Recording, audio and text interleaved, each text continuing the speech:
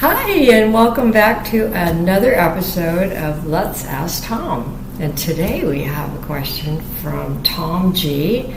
And Tom would like to know, hey, Tom, what is VO2 Max?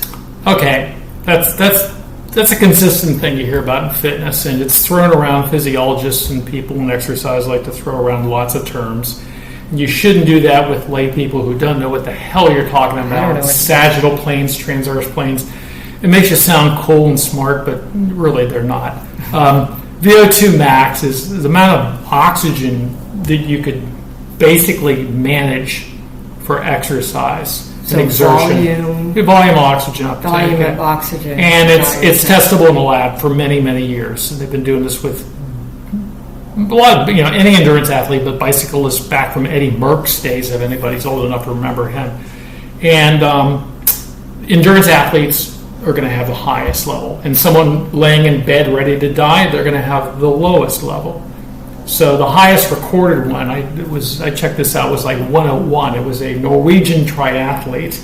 Okay. Now, if you have the highest, it's good. Like Lance Armstrong was in the 80s. I've heard of some guys in the 90s, and years ago, John Howard. How do you measure something like that? You get on a treadmill or a bicycle, and they put a mask over your face, and you pedal your ass off. Then there's other experiments. There's other measurements that they use for that too, including, they could test your blood after exertion and other wattage outputs and so forth, what you're capable of. So why are they using this, I wonder, in the fitness world? You're not going to go over and put a mask on somebody. They have, and there's other ways. You could just do heart rate tests. I've done them with a bicycle. Actually, I've done those before. And we used to use a Harvard step test, where you just, for a certain group of people, it's a very low step, and for fitter people, it's a higher step. And we used a metronome to time it.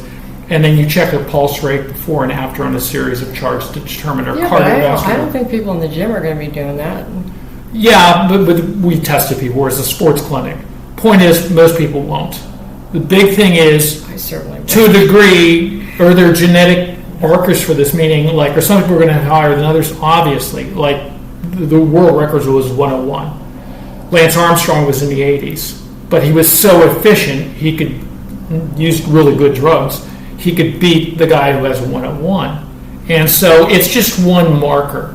But let's just suffice it to say that if you're a person who could barely walk to the mailbox and you walk a little further every day, in a couple of years you're jogging or biking or whatever you're doing around the block, your VO2 max goes up.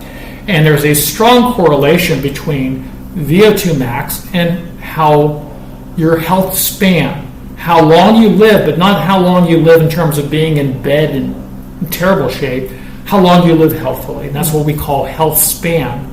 And VO2 max is a great marker, along with muscular strength of various types and, of course, your blood chemistry. So if you go and have a stress test, would that be the same thing? Yeah, similarly, but when they do the stress test, they're looking how the heart reacts as a muscle, and they're getting readings and evidence off of that and determining what shape the heart is in. VO2 max is processing oxygen, is the VO2 max for it. Like oxygen uptake? Yeah, exactly.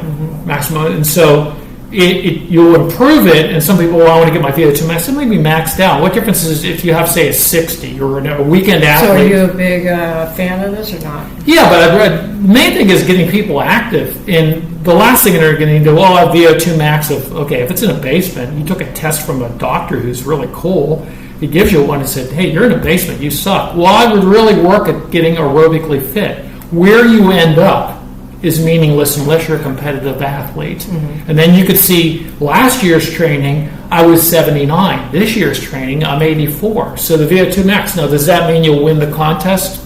Who knows? There's strategy involved. There's the mechanics of running, biking, swimming, and all those things.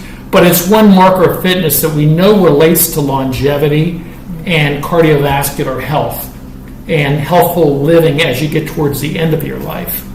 So that's what VO2 max is. And so it's kind of like I would put it in better terms of the more efficient oxygen uptake.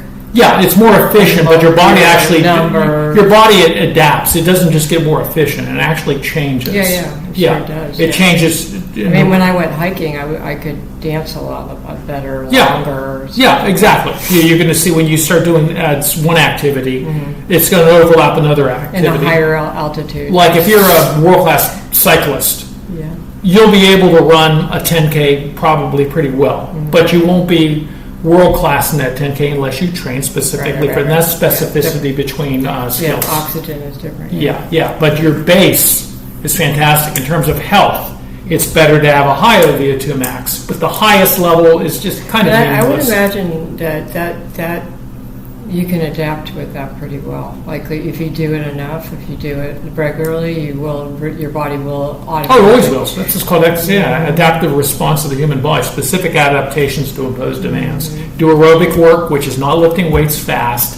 It's not holding your breath and leaning against the wall. It's not doing yoga. All those things have value. They're fine. But it's doing cyclical exercise like swimming, running, biking, cross-country skiing, hiking with some weights, and at the lowest level, walking, because that's not stimulus enough for many, many people to get any gains in aerobic fitness unless you're very, very unfit.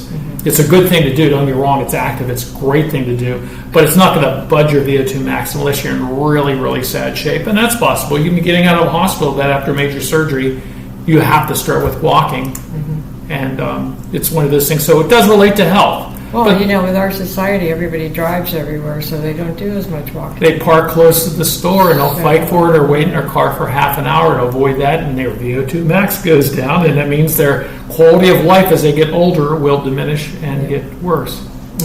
So I hope that answers your question, Tom. Any more questions for me? Feel free to reach me at tomfurman@substack.com. Thank you, Tom G.